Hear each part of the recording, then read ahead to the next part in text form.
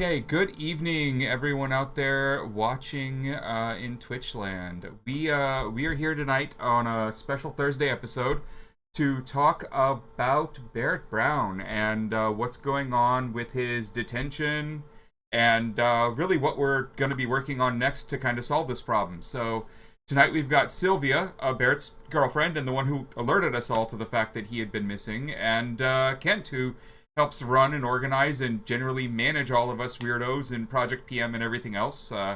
So here we go, going live. Let's see if the button works. And there is everyone. Hi, Sylvia. Hi, Kent. Hey, man. All right. So the basics of this are that Barrett went missing on Monday, and it was about 1 p.m. That's not exactly when we all noticed he was gone, because people have stuff to do. So you don't notice someone's gone until they're gone for a few hours at least, if not a day, right? Especially with a Barrett. Like, he'll wander off every now and then. But by the next day, you were in chat telling a lot of us, like, hey, where's Barrett? Have any of you heard from Barrett? Because it looked like he was actually missing. And then from there, we've learned a lot. And so I wanted to talk to both of you about what we do know and what we can talk about. I want to alert the crowd to one very key thing here. Legally in the UK, it's a lot different than it is here in the US when it comes to reporting on someone who's just been arrested.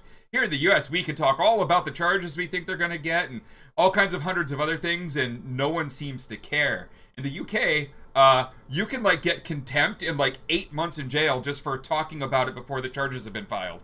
All kinds of crazy stuff. So there are a lot of lines we're going to have to walk with what is said tonight, and we're going to try and keep this a little shorter so we don't allow ourselves the time to step over any of those lines on accident. So, without further ado here, what exactly is the situation? Where are we with Barrett now? Sylvia, you want to start with this one since Well, you kind of brought this to all our attention? well, yeah. What happened actually was I left at 12 noon on Monday because I had to go to the other side of the country to get my COVID jab. Um, so, and I came back the next day, and basically in this time, Barrett didn't answer his phone, but he often doesn't. So, you know, although when I was leaving, I did notice two dodgy looking characters. Who did turn out to be spotters for the police. But basically, when I got back, I quickly established that he had gone in between when I left at 12 and when my neighbour came back at 3. So I knew he'd gone the day before. I thought about those two guys I'd seen. So I figured, okay, well, he's probably been arrested either by the police or by immigration. Although both of these were very unlikely, for basically he hasn't really committed any crimes, so that kind of rules out the police. And for immigration, so he technically overstayed it 11 days, which is within the grace period of 2 weeks. And it's also just really like they usually would send a letter or something, it's not Right. and as well, where we were on my boat, and you know they've had to have done some sort of digging to find out where he was, which is interesting as well. And anyway, so yeah, I managed to, because I told him what lawyer to ring if anything goes wrong. So I was able to get from the lawyer, um I was able to, yeah, to get some sort of assurance that he's okay, but they can't talk to me until they get his permission to talk to me. So I've got to wait until the next day, in which case I still haven't heard from the lawyer. Like I feel like he's not, he hasn't been disappeared. So he's detained somewhere where he has contact with the lawyer. So I feel reassured on that account. But then I'm not hearing back from the lawyer, so I get his mum to ring them up, because you can have more luck if you're like a more direct relation. But then coincidentally, 5 minutes after that, Barrett actually had managed to get one of the guards to call his mum. He then called me and gave me a number to ring him on. So then I found out that he's at GreggHoush Detention Centre in Gatwick. It's a immigration removal centre. Yeah, there were some like minor, like he hasn't been charged with anything. There's some minor like potentials relating to something at a demo, which it's very, very over the top for what it was, especially as we've had cases like this in the past that have been thrown out. So it's very strange. We suspect Andy Ngo is behind a lot of this. And As people yeah, might so remember, Andy's now over in the UK, so oh, is he? he spent a lot of time in London, yeah. So he's probably got pretty good access to them. I know he came back here, but he has a place in London at this point. Has he? Okay, Yeah, so that's interesting.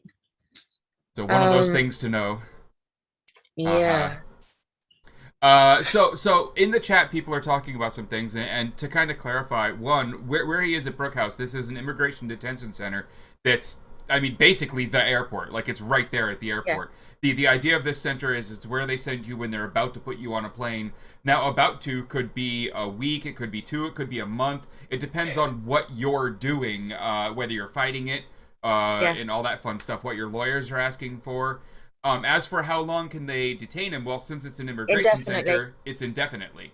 They have the power. Immigration have the power to hold people indefinitely. This is a big problem that we've been coming up against for years now.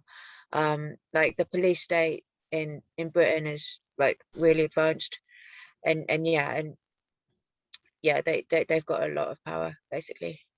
Yeah. So now that he's at an immigration center, originally he wasn't going to go to an immigration center. They had offered bail, and we can say at least that much. But an hour like before, they came and got him. The Metropolitan Police who arrested him, they were going to give him bail, and in fact, a day after they had supposedly, they thought they'd released him because they emailed the lawyer because he was meant to have surrendered his passport, and they said, why has he not done this yet? And the lawyer's like, well, he can't. You handed him over to immigration. And they're like, oh. So yeah, the cops thought he'd gone, and he had a lawyer when he was with the cops, and then the lawyer had also gone, and then the immigration just came and turned up and interviewed him again without a lawyer, and he also wasn't given a phone call. And he also hasn't, since Monday, he hasn't had any of his medicines. He takes medicines daily. Yes.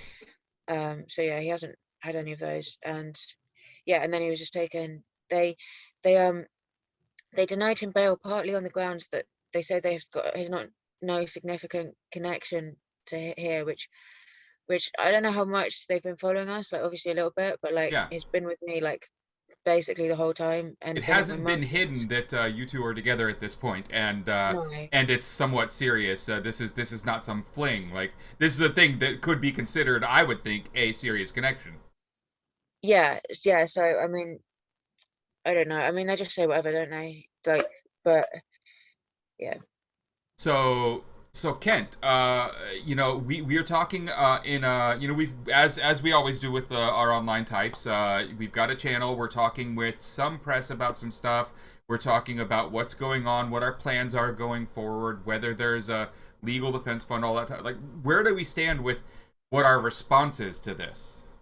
Well, I mean, it's a good question. I mean, I can't help but go back a year ago when Barrett was here in Austin, and we met frequently because we discussed, how might we create a foundation for relaunching Project PM and launching 2 additional projects, mindful that it's likely that our key spokesperson is detained for reasons that may or may not be legitimate, right? And so it was funny, it's a little bit surreal because every time we would meet, we would have, 2 or 3 Austin PD showing up. So then we would move and go sit on a curb. It was like a nonstop thing. Yep. A little bit comedy, actually. So, and the thing is, all we're really pushing for is truth and transparency, which doesn't really fly in this society. So anyway, the point being is that we had put together an outline on how we might be able to maintain continuity in the context of interruption. bearing in mind what we've learned and through the lens of, what we would call pursuance, which, is like, how do you put together effective activism, right? So the cool thing is that it's not that we hadn't anticipated this was going to happen. We totally did. And what was cool about it is that it just sort of like things picked up and off we went. So there hasn't been any interruption to the operations. Project PM has relaunched. There's still articles going into it. We're still pushing updates. I manage Project Schwartz, which literally has to do with this issue, is collaborators, federal authorities, law enforcement, harassment of activists, and then Project Hastings, which has to do with media malfeasance, and all of those are continuing. And so, consistent with that, there's a series of communication channels. We have IRC, we have Signal, we have Matrix, we have face-to-face, et cetera. And what we've done is just a very efficient and effective communication protocol that constantly refreshes and creates little branches that'll address issues. And so, we've got a variety of those going on. One of them does pertain to a legal defense fund if that proves necessary. So if anybody's interested, of course, let us know. There's legal strategy, there's media strategy, there's operational strategy. All those things are happening, and it's been good. I mean, an ounce of prevention really is what I would say. So okay, so what I'd like to make clear to everyone in the audience, beyond anything else, mostly kind of as a juxtaposition against his detention here in America the last time that happened, which was how hard it was to talk to him. The strangest thing happened the day after he's finally at the new detention center. Sylvia comes in and gives us a phone number to call Barrett. Yeah, it was amazing.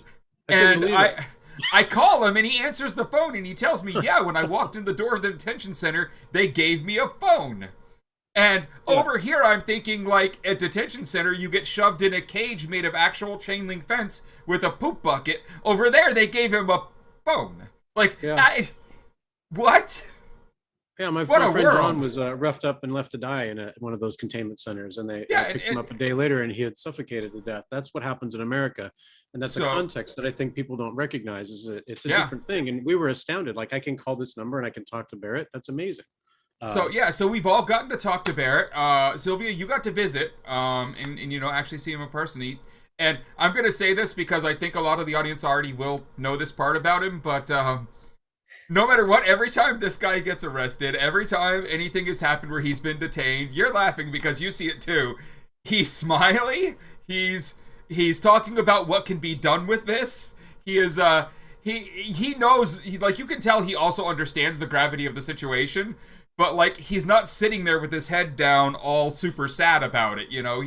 He's ready to move forward with whatever the next moves are, and he's doing it with a smile on his face. And it's always kind of been weird to me, because like 3 of the last times he's been detained, I've been point. Like, I'm the one who, I've also been on the phone with his parents, keeping them up to date and stuff. Like, so I'm just used to him looking and acting so strangely content with the situation. It's weird, right? You're not used to that, are you? But yeah, right? He was. I went to see him today with a friend. Like, yeah, he was great. He was loving it. Like, yeah, I don't know. Like, to be fair, like, it is actually, he's got a lot better facilities than the boat does. Like, he's got a shower, he's got laundry, running water. He's got like, people give him cigarettes all the time. There's no English people there. Like, it's great. Yeah. Oh, well. But like last summer through the heat, because the Austin heat is oppressive, and I'm from Oregon, so the heat is like, like the sun wants to kill you heat. And I love it. Barrett in the mix of it. He's in the mix of it though. He's making friends. Like, the guy will make friends while falling down the stairs. That's like literally how he rolls. So like, we would move and we would go, and he would bump into homeless people, and next thing you know, he's shaking hands and kissing babies, right? That's like how he rolls. So like, he just can't. And so it's funny to get talk to him on the phone. He's like, I'm having a great time. I'm playing football with Albanians. We're having a great time. So I mean, he's also, got a lot of interesting stories together as well, and he wants to get his column started again, and yeah, and and I'm suggesting like methods for him to get bail, and I'm just thinking, like, he doesn't want bail. Like, I'm gonna have to drag him out of there. Like. Yeah, that's Barrett. Well, what's good about this though is that it just falls directly within the scope of what we're doing anyway. If you think about Project PM, it has to do with basically the surveillance of private citizens, right? And Project Schwartz has to do with the harassment of activists and media malfeasance is Hastings. So what I know he's doing is recruiting, which is awesome. Yes. Because of course these people are just streaming in, right? So we've been ready to receive them, and I'm like, okay. And this covers all of those, because you heard the story earlier, and it was very clear. You know, Sylvia's there, they're together. She leaves, and within an hour of you being gone, he's taken. Yeah, so no, they were monitoring. They were ready for him to be alone. Actually, that's the other thing that's worth pointing out.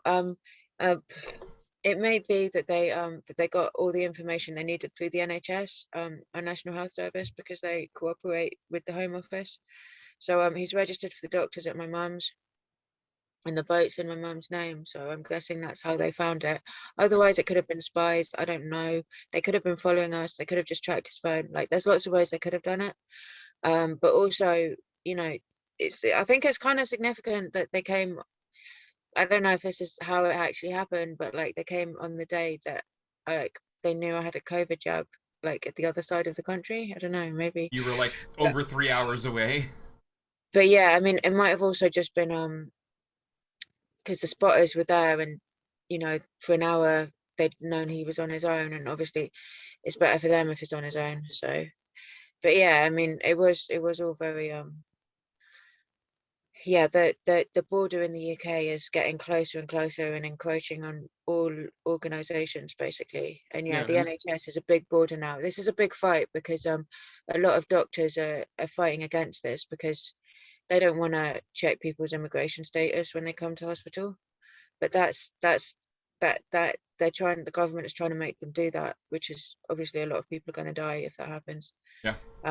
But you guys are well aware, like all the arrests last summer in the United States, what was it? 95% of them were released without charges, right? What it was is that they used their arrest powers to suppress dissent. But these people aren't breaking the law. They just don't want anybody pushing back, right? They don't want truth. They don't want transparency. They don't want accountability. So, you know, I mean, this is why we're here. So there's a lot more to talk about, but most of it is stuff we can't talk about yet, for all the legal reasons. For anyone questioning, you know, what I have to say about the legal reasons why talking about some of this stuff is complicated, you can look up the Craig Murray case that happened in Scotland, which is the same set of laws would apply here for what we might want to talk about with Barrett. And he got 8 months for reporting about a case before charges were finally filed, during you know, just all of it. They accused him of revealing the identity of victims by the way that he reported on them. So that was a slightly different thing. But yeah, the contempt of court laws, which are the ones, which is what charged him the 8 months. Yeah, they're mainly about kind of creating a situation where the defendant can't have a fair trial because of media coverage. Yeah, so it's like it's interesting. It's like prejudicing the public's perception before the trial. In either way, and depending on how the public thinks about these types of people, you know, depending on what country you're in and where the public's head is at that point, you know, the overall kind of vision. Like we know that there's a surprising a bit more support for being really nice to the government in even the rags. Like even like the Daily Mail will put out puff pieces for the government, you know, now and then over there. So I can even understand that argument a little. It makes some sense. But I still don't like that we can't talk about some of the stuff I'd like to talk about. Yeah. So I want to make that clear to the audience that like we're not trying to hide stuff from you. We just there are reasons we can't talk about some stuff. And in fact, not a lot is. I mean, it's only been a couple of days. Things are evolving pretty quickly. Yeah. It's prudent. Yeah, I mean, to be honest, we don't actually know very much yet. I mean, even the lawyer doesn't know very much yet, and everything's up in the air. Like they could like deport him tomorrow. They could like they could. The thing is as well, like charges change and get dropped at this stage, which is another thing. So it's like you don't want to interfere with that really. So like chat, I mean, do you have any questions that you think we might be able to answer that we haven't yet? Anything that you'd like to say? I mean, Chad is talking, I don't know if you guys can see it, but Chad is talking a lot about the need for, out of solidarity, everyone to get into a bubble bath with a glass of wine for Barrett. You know, and I agree with that, definitely. I'm never bathing again. Well then, We've I don't learned I don't something. have a shower, so yeah. I mean, one thing he ranked when one time we spoke on the phone is like, oh, I've just had a shower, I'm gonna have another one later, like really showing off. It's like, Yeah, right. yeah. Let's see. Let's see here. Assuming he gets deported back to the U.S., is there anything the U.S. Gov can do to keep him in the clink? Right now, we don't honestly know of any charges in the U.S. He has no knowledge of any like open warrants for him at this point. So anything on this side, where we are here over in America, would be new to everyone. But that again is about the edge of what I can say there. Let's see here. Let's see. Have you suggested silly stringing the immigration cops? We have not suggested anything because, the phone that he has, I don't believe for a minute isn't being monitored. If you go, I mean, I don't know. Here, maybe I'm jaded a little because the American court system, if you somehow ended up with a phone inside that they were okay with you having, would be listened to at all times. But I assume talking to him on a phone he was handed walking in the door of a detention center, it's listened to. So I'm definitely not talking to him about any even silly attacks on any guards, even if they might laugh it off. It's not gonna happen. Chat wants to know if you got to give him a hug. No, I asked, and it's just because of COVID. But we were allowed like in the same room. They'd like set chairs like far apart from each other, like me and my friend, and then him. And yeah, I was just going to give him a hug, but then I just pictured them all like jump.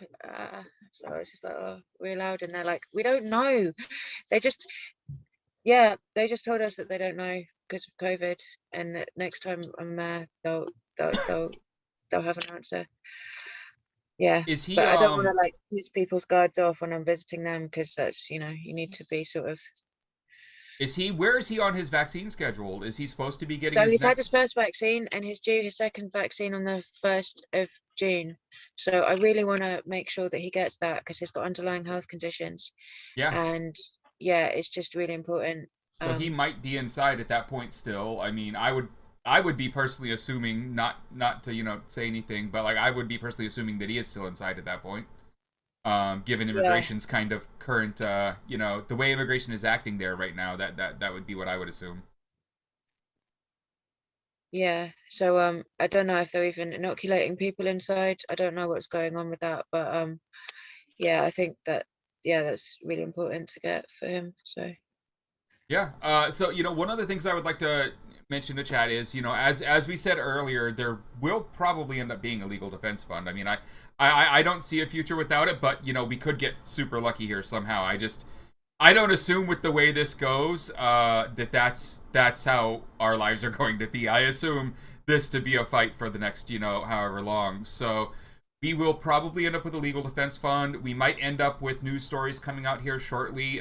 Some people are interested. The bigger issue with the news stories is how we talk to them, what they're allowed to print. Some of the stuff that they aren't allowed to print right now is the stuff they would want to print, which would get them interested in the story in the first place. So, that kind of a thing, right? So, but as we go forward, I will keep you all up to date. The people running the various project, like Project PM, Project Swartz, whatever, like Kent and whatnot, will keep you up to date. Sylvia will keep everyone up to date, I'm sure. So we're gonna get all that going when it's needed, when we know more. The one thing that is really important on our end is just making sure that we keep up to date with everything that's going on. The lawyers, all that fun stuff. So Well, I mean, I would point out that the Project PM, I've got it here, state-sponsored surveillance and disinformation partnerships. Andy falls in that category. He will mute his mic when his side looks bad, and he will broadcast when things look advantageous to make the other guys look bad. And he disguises himself as a journalist, but he is definitely one of those. And so what's great about this is that we got the whole operation up and going. We anticipated this, and now we're just ears open and watching, because this cuts both ways, right? Of course, we're sticking to the guardrails and we're minding our, P's and Q's, but we're well aware that this is likely associated with what I have right here, state-sponsored surveillance and disinformation partnerships we've run into in the past. There's this why Barrett is well known to many of us. Yeah. Right. So, and this, and what is baffling to me is why that's considered the good guys and why we're the bad guys. That should, people should wonder about that. It's a little backwards, I would say. Right. You know, I would love to be able to say stuff to you, Sylvia, about how this is not normal for Barrett, and you know the rest of your life is not gonna have. But you know, we know Barrett, and I just assume that you know this will happen again and again because he speaks truth to power pretty loudly and flippantly. They don't like it No. at all. No, they would silence dissent. They don't want truth. They don't want transparency, especially when they're vulnerable. So It's pretty late where you are. Do you have anything else you really wanted to get out before we kind of went?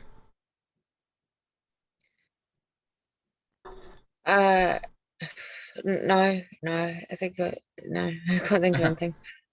well, Yeah. you know, I'll take the night shift while you rest, just as usual. Absolutely. So yeah, so like I said at the beginning of this, everyone, we didn't want to go too terribly long because that opens us up to obviously just rambling on and then saying one of the things we're not supposed to be talking about right now. So this is kind of the update. If anyone wants to know the best place for updates, I would say the best place to get the quickest updates would be from the Twitter for probably Project Swartz.